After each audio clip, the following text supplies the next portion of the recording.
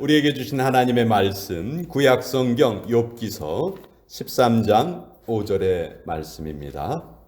욥기서 13장 5절 한 절의 말씀인데요. 제가 받들어 읽을 때 살아계신 하나님의 음성으로 들으시길 바랍니다.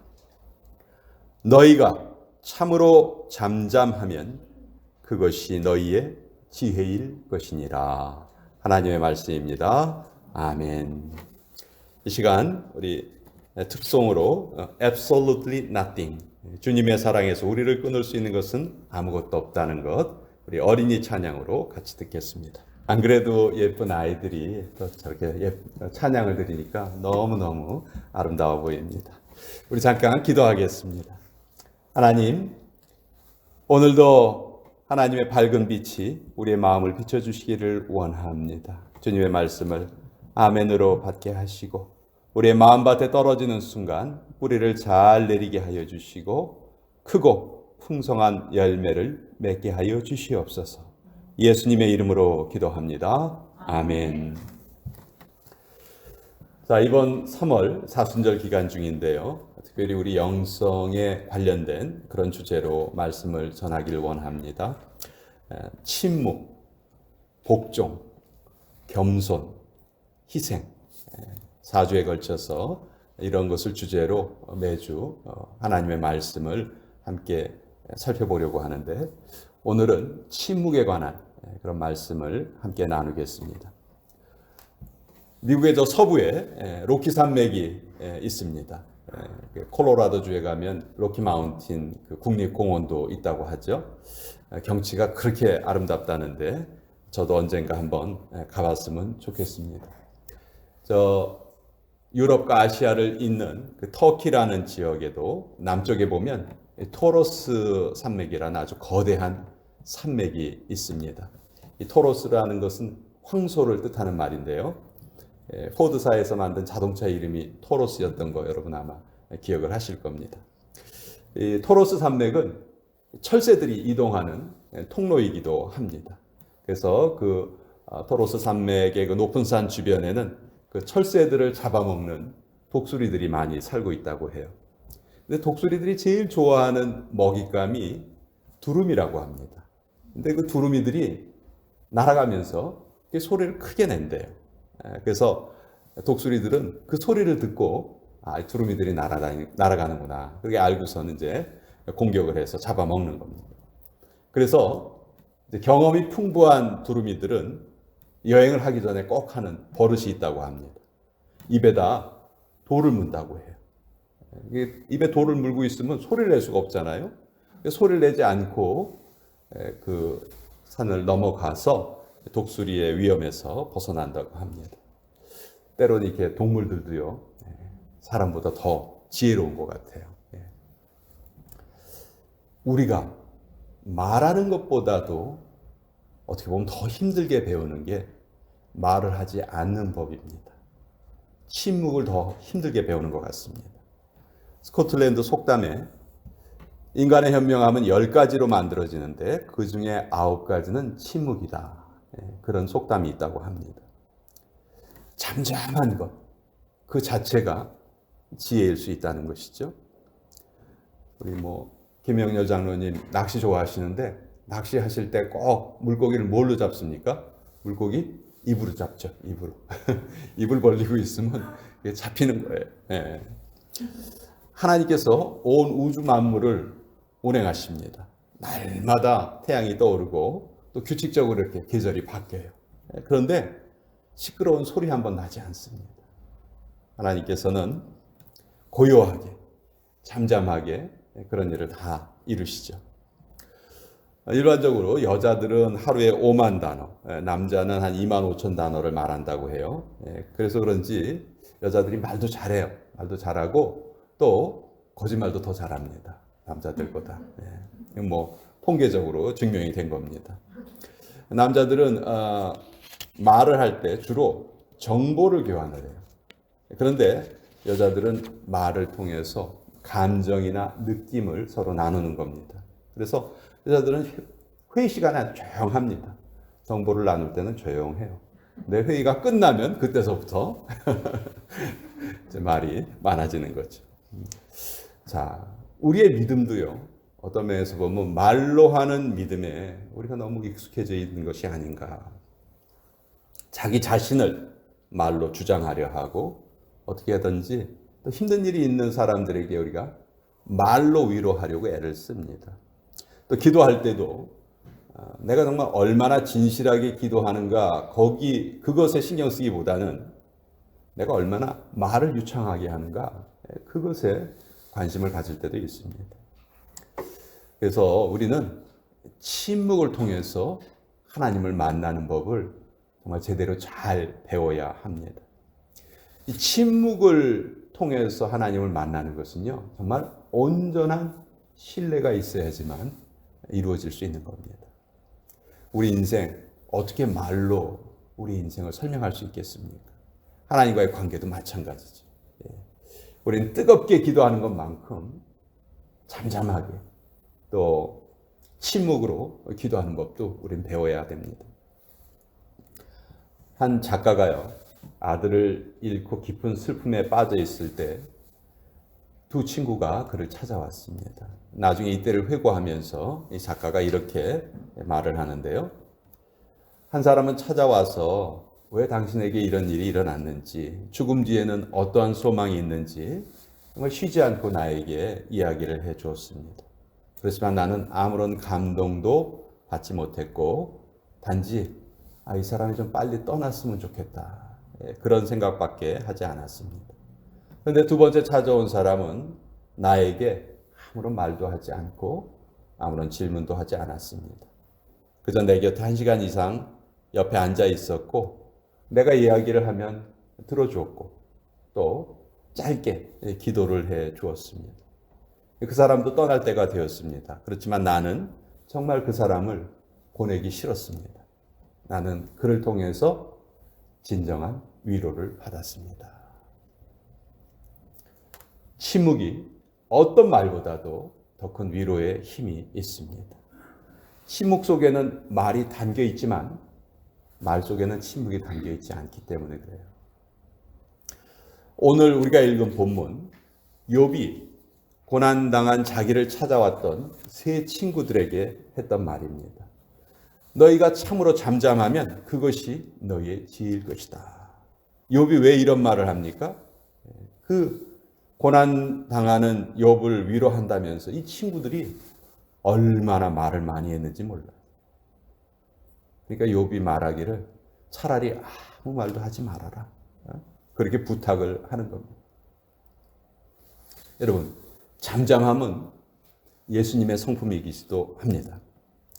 이사야 선지자는 예수님을 예언하면서 이렇게 말합니다. 이사야서 42장 2절에 그는 외치지 아니하며 목소리를 높이지 아니하며 그 소리를 거리에 들리게 하지 아니할 것이다. 또 이사야서 53장 7절에는 그가 곤욕을 당하여 괴로울 때에도 그 입을 열지 아니하였으며 이렇게 이사야가 예언하고 있습니다. 예수님은 재판정에서도 꼭 필요한 말씀 외에는 하지 않으셨어요. 도수장에 끌려가는 양처럼 잠잠하셨다. 그렇게 성경이 말합니다. 왜 예수님이 말씀을 안 하셨을까요? 그래야 하나님의 뜻이 성취되기 때문입니다. 여러분이 누구에게 오해를 받으셨습니까? 그때 오히려 우리의 침묵이 그것에 대한 해결 방법일 수가 있습니다. 왜 그렇습니까? 하나님께서 모든 것을 다 아시고 계시기 때문에 우리가 하나님께 맡길 수 있는 것이지. 입을 열지 않고 묵묵히 나아간다는 것은 하나님이 살아 역사하신다는 그 믿음을 가지고 있는 사람만 취할 수 있는 그런 자세입니다. 그리고 그런 우리의 침묵 속에 하나님께서 일을 하시는 겁니다. 그런데 제가 오늘 꼭 강조드리고 싶은 것은 침묵이라는 것이 단순히 말을 하지 않는 것, 그것만이 아니라는 것입니다. 여러분, 우리가 그냥 말을 하나도 하지 않는 것, 그건 침묵이 아니에요. 그건 단절이에요. 단절. 침묵은요, 말을 하지 않고도 소통하는 겁니다. 말을 하지 않고도 교제하는 것이 침묵이지, 그냥 내가 저 사람하고 말하지 않겠다, 그거는 침묵이 아니에요. 그건 단절입니다. 그 사람을 신뢰하기 때문에 말이 필요 없는 거예요. 또 우리의 말로 우리의 마음을 다 담을 수 없기 때문에 그래서 말을 하지 않는 것이죠. 예수님이 우리에게 가르쳐 주신 침묵은 이런 침묵이었습니다. 어떤 상황에서도 하나님을 신뢰하시는 그런 침묵이었습니다. 그래서 우리는 예수님의 이런 침묵을 닮아야 하는 것입니다. 시편 46편 10절에 보면 너희는 가만히 있어 내가 하나님됨을 알지어다. 여러분, 이 구절에 보면 명령도 있고 또 약속도 있죠. 가만히 있어라, 이건 명령이고요. 내가 하나님됨을 알지어다, 내가 하나님임을 너에게 알려주겠다, 이건 약속의 말씀이에요. 우리 지금 이 코로나19라는 이 폭풍우 속에서도 우리는 잠잠히 하나님께 시선을 맞춰야 됩니다. 하나님이 하나님이시라는 것을 보여주실 때까지 우리는 잠잠히 기다려야 합니다. 제가 어렸을 때 만화책으로 읽었는데 허만 멜빌이라는 사람이 백경, 흰고래라는 아주 두꺼운 소설책을 지었는데요. 거기에 보면 그 바다의 괴물, 정말 거대한 흰고래, 그 별명이 모비딕인데 그것을 잡기 위해서 일생을 바친 한 선장이 있죠. 그 선장이 이제 선원들을 태우고 그 고래를 잡으러 갑니다. 모든 사람들이 그 배에서 그 고래를 잡기 위해서 열심히 일을 해요. 분주해요. 그런데 한 사람만큼은 아무런 일도 하지 않습니다. 아무런 땀도 흘리지 않고 그는 뭐 노를 젓지도 않고요. 그냥 잠잠히 기다리기만 해요. 그 사람이 누구냐면 작사를 던지는 선원이에요. 이 사람은 아주 그냥 고요하고 침착하게 잠잠히 기다립니다. 흰고래가 나타났을 때 그 작사를 가장 정확하게 던지기 위해서 이 선원은 잠잠함으로 일하고 있는 거예요. 다시 말씀드리지만 하나님의 일은 분주함, 요란함이 아닙니다. 고요하고 잠잠하고 침착한 일입니다. 우리 모두 이 사순절의 기간 동안 침묵을 다시 한번 연습하고 잠잠히 기다리는 방법을 훈련해서 주님 앞에 큰 은혜를 함께 나누었으면 좋겠습니다. 이 시대는 소음의 시대입니다. 대화는 없고 외침만 있는 것 같습니다. 잔인한 자기 주장만이 들립니다. 불필요한 언어가 우리 인생을 파괴하는 것처럼 보여집니다. 말을 하고 있을 때는 아무것도 배우지 못한다, 그런 속담이 있죠. 그렇지만 우리가 또 절대로 침묵해서는 안 되는 그런 상황도 있습니다. 첫째는 우리가 하나님 앞에 뜨겁게 소리내어서 기도해야 되는 때입니다. 또 뜨겁게 우리가 소리를 내지 않는다 해도 우리는 마음속으로 하나님 앞에 부르짖어야 됩니다. 앞길이 막막하고 가슴이 답답하고 아무리 생각해도 내 생각으로는 해결의 길이 없고, 여러분 그럴 때 우리는 어떻게 해야 됩니까? 성경은 우리가 이런 고난을 겪을 때 하나님께 기도하라 이렇게 가르쳐 주시죠. 환난 날에 나를 부르라, 내가 너를 건지리니 내가 나를 영화롭게 하리라. 네가 부를 때에는 나 여호와가 응답하겠고 네가 부르짖을 때에는 말하기를 내가 여기 있다 하리라. 심지어 하나님께서 우리에게 약속해 주시는 게 너희가 부르기 전에 내가 응답하겠다. 너희가 말을 마치기 전에 내가 들을 것이다. 정말 얼마나 은혜로운 말씀입니까? 우리가 부르기 전에도 하나님 응답하시고 말을 마치기 전에도 우리를 들어주신다는 거죠. 그러니까 이럴 때는 우리가 침묵하고 있을 이유가 없겠죠. 하나님께 우리 부르짖어야 됩니다. 두 번째는 다른 사람에게 용기를 주고 칭찬을 하고 경우에 합당한 말을 할 때 우리는 그때는 침묵해서는 안 됩니다. 해야 합니다. 혹은 칼로 찌름같이 함부로 말하거니와 지혜로운 자의 혀는 양약과 같으니라. 우리가 다른 때는 침묵해야 되지만 기도의 감사와 찬송의 입술, 이것은 반드시 열어야 한다는 말입니다. 그러나 원망과 불평의 입술은 닫아야 되겠죠. 불신앙의 말은 우리 입 밖에도 우리는 내서는 안 됩니다. 이번 사순절 기간 동안에 정말 우리는 가장 적극적인 기도도 배워야 할 것이고 또 가장 적극적인 침묵도 같이 좀 배웠으면 좋겠습니다.